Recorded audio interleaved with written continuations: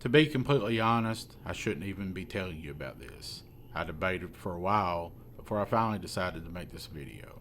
Some people say ignorance is bliss, but in Appalachia, that isn't always the case. You guys hear me talk a lot about Bigfoot, Mothman, ghosts, demons, but a new monster has awoken within the deep valleys and hollers and mountains of Appalachia.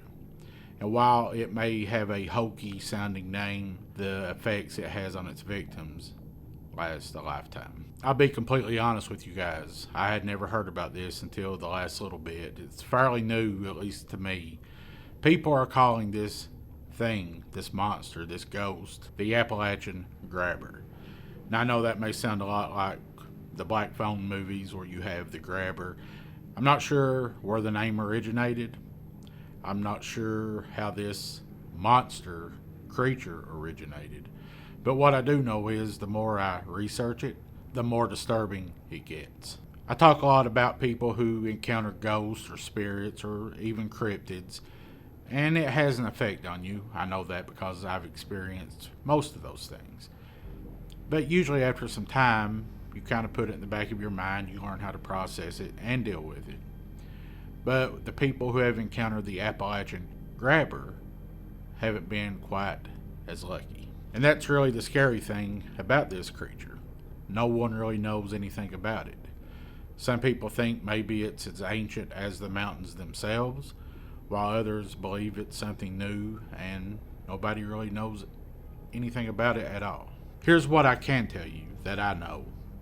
And I can't prove or disprove any of these claims, but I do know people are not the same once they encounter this thing.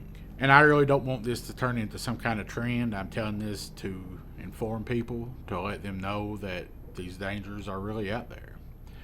But this started originally, or at least the first case I can uncover, on a dare. A group of friends dared one of their friends to go out into the mountains of Appalachia alone at night and find an abandoned house or a cabin, or maybe even just a secluded spot in the forest where you're all alone. You're not near civilization, any kind of town or houses, anything like that. And all you do is sit there and wait. It's possible there's more to the story, but that's all I've been able to uncover, because the people who allegedly have encountered this creature, they don't talk about it. They just call it by a name, the Appalachian Grabber or the Grabber. But the effects it has on their lives, everyone notices. When you do this, if you go out into the mountains allegedly, and this don't happen every time, I know that because I have lived here for 44 years and I have never encountered the Grabber.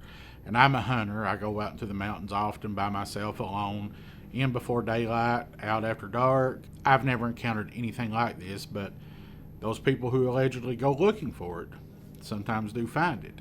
And it does attack physically. The people who have encountered this thing come back physically different. They look like they've been in a fight, a bar fight. Sometimes their clothes are torn. They have scratches, claw marks. But as disturbing as that is, it's not the most disturbing aspect to the case. I have heard stories of people encountering this thing, and while the physical toll was bad enough, it's the after effects psychologically that ruin their lives and their families' lives. People who once were what you would call an average Joe, people like you and I, just everyday folks. We work, we go to school, we come home to our families, do what we have to do, and get up the next day and do it again. That doesn't happen for them anymore. Once they have this encounter, their lives are shattered. School is no longer important. Their jobs, their families, their everyday way of life is completely different. It's essentially non-existent. People who you would call pillars of the community, or maybe just the straight A student, the awesome athlete going to a D1 school, that stuff's not important to them anymore. In some cases, their family is forever changed. Their relationship is never the same. Some people allegedly have spent time in jail. They went from being this super great person who was just focused on being successful and living their life. They can't get it together after this horrific encounter with this creature. And so I'm not telling you guys this saying you should do it. I'm telling you the opposite. I'm not saying you shouldn't go into the mountains alone. If you do, know what you're doing. Don't wander off the beaten path. If you're a hunter, go hunt. Be careful. Use your head. But if you have no business being out in the mountains, in abandoned places, especially after dark, and you don't know the area, you don't know what you're doing, don't do it. Take the paranormal out of it for just a moment. There's a lot of natural elements, the weather, snakes, mountain lions, bear. There's lots of reasons.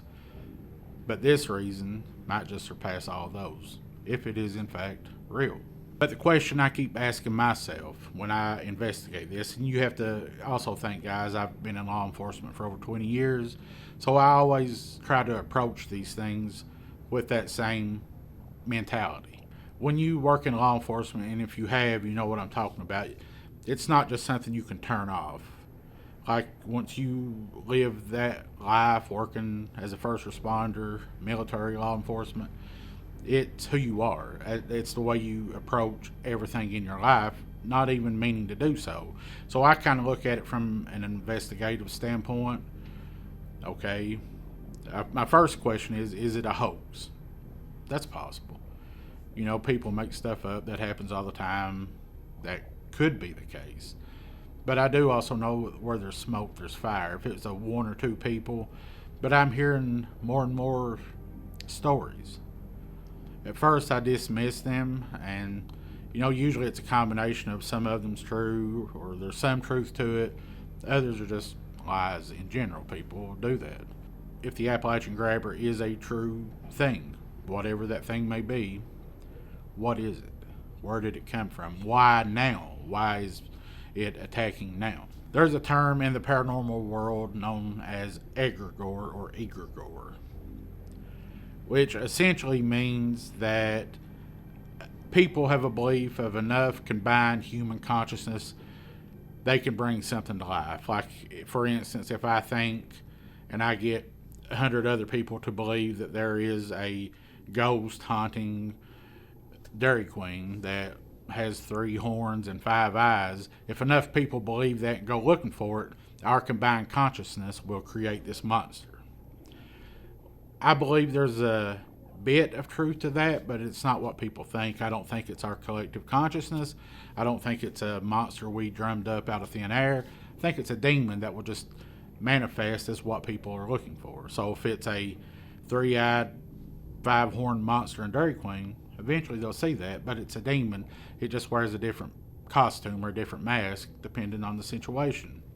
And if I was a betting man and the Appalachian Grabber is a real thing, I think that's what it could be. Maybe it started out as a creepypasta thing or just something a bunch of teenagers started doing. But after enough time, enough people go out into the mountains and they begin to look for this grabber, enough people will encounter it.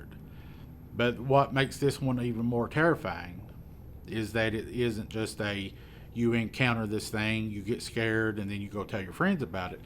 The people who have allegedly encountered it don't talk about it. They don't want to talk about it. They just spit out enough information to know that they encountered something. And apparently a few of them have called it the grabber, and it has ruined their lives. Let me know in the comments if you've ever heard of the Appalachian Grabber or any kind of entity similar to that. I want to talk about it. Thank you guys so much for watching. Please smash that like button, turn on all notifications, and subscribe. That's the best way you can support me and this channel. You can also follow me over on TikTok, Instagram, and Facebook as The Supernatural Sleuth. Or if you have any kind of story, picture, or video you'd like to share, you can send me an email at thesupernaturalsleuth@gmail.com. Thank you guys so much. I pray you have a blessed day. I'll see you soon.